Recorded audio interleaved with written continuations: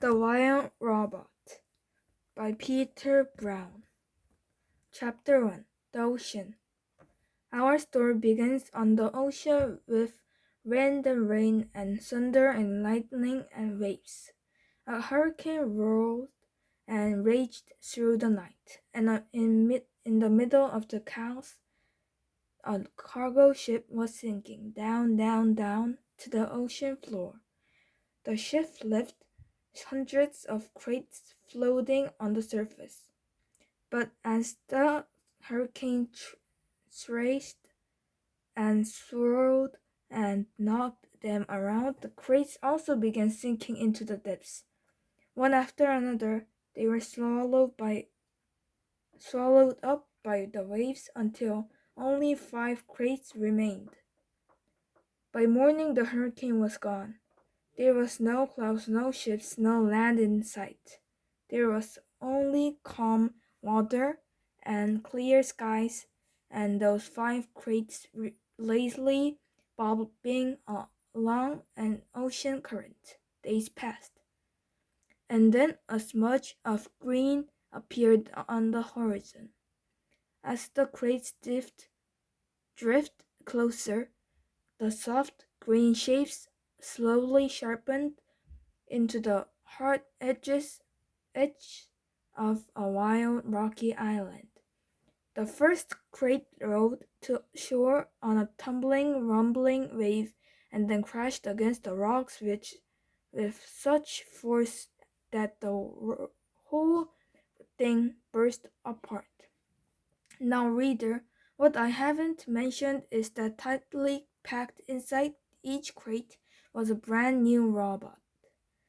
The cargo ship had been transporting hundreds of them before it was swept up in the storm. Now only 5 robots were left. Actually, only 4 were left because when the first crate crashed against the rocks, the robot inside shattered into pieces. The same thing happened to the next crate. It crashed against the rocks and robots' parts flew everywhere. Then it happened to the next crate and the next. Robot limbs and torsos were flung onto ledges. A robot head splashed into a tide pool.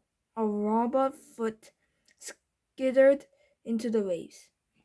And then came the last crate.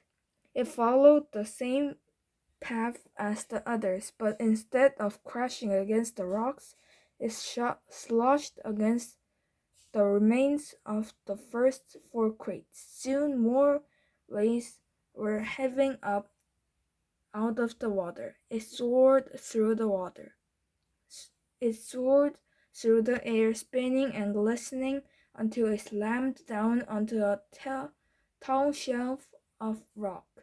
The crate was cracked and crumpled, but the robot inside was safe. Chapter 2. The Otters. The island's northern shore had become something of a robot gravesite. Scattered across the rocks were the broken bodies of 4 dead robots. They sparkled in the early morning light, and their sparkles caught the attention of some very curious creatures. A gang of sea otters were romping through the shallows when one of them noticed the sparkling objects. The others all froze. They raised their noses to the wind, but they smelled only the sea. So they cautiously crept over the rocks to take a closer look. The gang slowly approached a robot torso.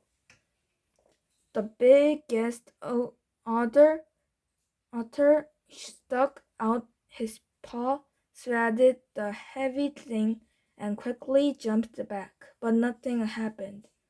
So they wriggled over to a robot hand. Another brave otter stuck out her paw and flipped the hand over. It made a lovely clinking sound on the rocks, and the otters squeaked with delight. They spread out and played with robot arms and legs and feet. More hands were flipped. One of the otters discovered a robot head in a tight pool, and they all dove in and took turns rolling in along the bottom. And then they spotted something else. Overlooking the gravity site was the one surviving crate. Its sides were scraped and dented, and a wide gash ran across its top.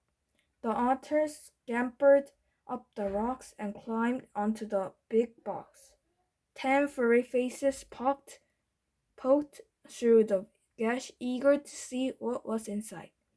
What they saw was another brand new robot, but this robot was different from the others. It was still in one piece, and it was surrounded by sponging, packing foam. The other otters reached through the gash and tore at the foam. It was so soft and squishy. They squeaked as they snatched at the fluffy stuff. Shreds of it floated away on the sea breeze, and in all the excitement, one of their paws accidentally slapped an important little button on the back of the robot's head. Click. It took a while for the otters to realize that something was happening inside the crate, but a moment later they heard it, a low rearing sound. Everyone stopped and stared, and then the robot opened her eyes. Chapter 3. The Robot. The robot's computer brain booted up. Her programs began coming online, and then, still packed in her crate, she automatically started to speak.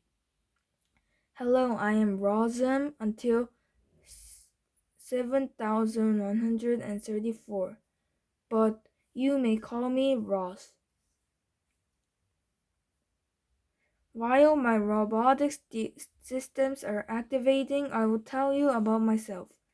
Once fully activated, I will able to move and communicate and learn. Simply give me a task and I will complete it. Over time, I will find better ways of completing my tasks. I will become a better robot. When I am not needed, I will stay out of the way and keep myself in good working order. Thank you for your time. I am now fully activated.